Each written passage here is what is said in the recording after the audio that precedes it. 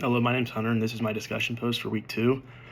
Um, After reading the text by Putman, Bowling Alone, my initial reaction to that was a lot of sadness. Personally, I have a lot of deep feelings about how it feels our social fabric in our country is slowly fading away. I get to hear stories from my parents and then their parents about the experiences and such that they had growing up, and I feel that from generation to generation, those experiences and that kind of social fabric that goes with that is slowly deteriorating.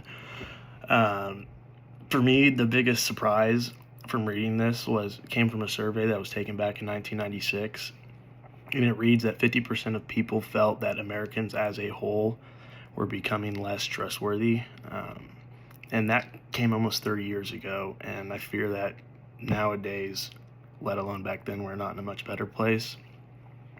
Overall, with the text and what I read, I do agree with that. As a society, we're heading in a very consequential direction if we don't change the trajectory that we're on right now and fix our social capital.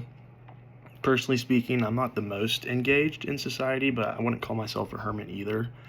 I have my own social groups that I like to participate in, but I'm not really going out of my way to meet a bunch of new people or join these new groups. Towards the beginning of college, I did join a fraternity. That kind of set me up with the people that I surround myself with now, and that was easily one of the best decisions that I did make during my time in college so far.